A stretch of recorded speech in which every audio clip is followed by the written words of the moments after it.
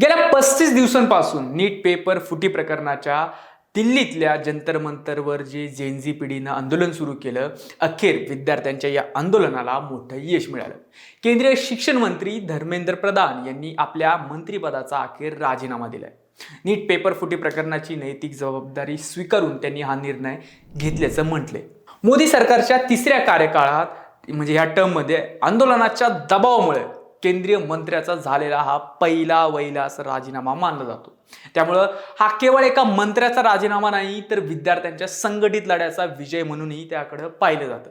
जंतर मंतरवरील आंदोलन, देशभरात निर्माण झालेली जनभावना, विद्यार्थ्यांची निर्णायक भूमिका, अखेर सरकारला का माघार घ्यावी लागली आणि आता मोदी सरकारचा डाऊनफॉल सुरू झालाय का, याचा सविस्तर आढावा घेतलाय आमच्या बोलबिंदासने. नमस्कार, मी श्रीहरी, आपण बघताय बोलबिंदास. नीट पेपर फुटीनंतर देशभरातील लाखो विद्यार्थ्यांमध्ये संतापाची लाट उसळली. त्यांच्या परीक्षा व्यवस्थेवरील विश्वास डळमळीत झाला.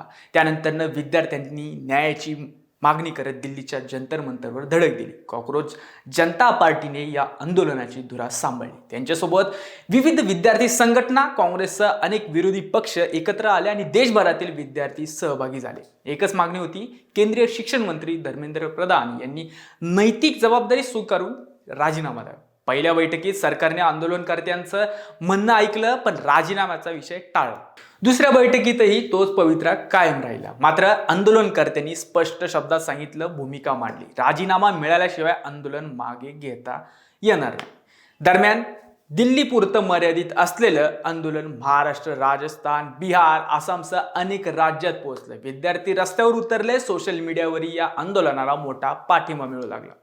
या आंदोलनात विद्यार्थ्यांची भूमिका विशेष ठरली. दिवस रात्र आंदोलनस्थळी ठिय्या, पोलीस कारवाईनंतरही न डगमगता आंदोलन सुरू ठेवणं आणि देशभरातील विद्यार्थ्यांना एकत्र आणणं, या सगळ्यांमुळं आंदोलनाला भावनिक आणि नैतिक बळ मिळालं.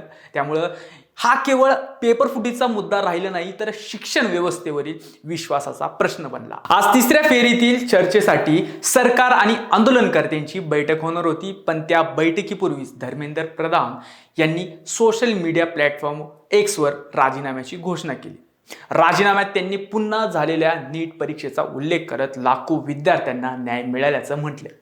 तसेच काही जबाबदार व्यक्तींनी विद्यार्थ्यांची दिशाभूल केल्याचा आरोपही त्यांनी केलाय.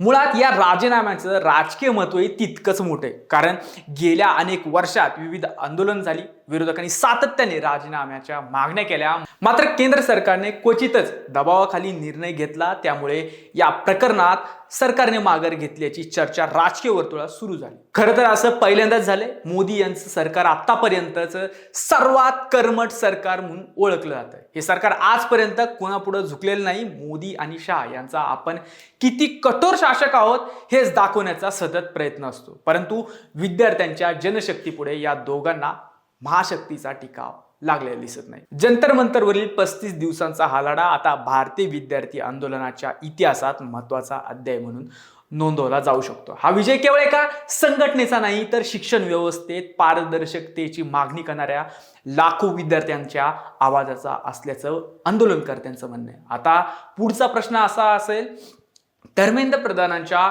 राजीनाम्यानंतर शिक्षण व्यवस्थेत खरोखर बदल होणार का? पेपर फुटीची प्रकरणं थांबणार का? आणि विद्यार्थ्यांचा विश्वास पुन्हा मिळवण्यासाठी सरकार कोणती ठोस पावलं उचलणार? बाकी काही असलं तरी या सगळ्याचे शैक्षणिक क्षेत्रासह भारतीय राजकारण, समाजकारण यावर दूरगामी परिणाम होण्याची शक्यता आहे. एक मात्र खरं, मोदी यांच्या सत्तेचा खुंटा ढिला झाल्याचं या निमित्ताने दिसून आलं. मोदी यांचा डाऊनफॉल सुरू असल्याचे हे प्रतीक मानता येईल, परंतु यापुढे काय होतं हे कळलंच. तुम्हाला काय वाटतं हे कमेंट करून आम्हाला नक्की कळवा आणि अजूनही आमचे चॅनल सबस्क्राईब केलं नसेल तर आताच करा. जय हिंद, जय महाराष्ट्र.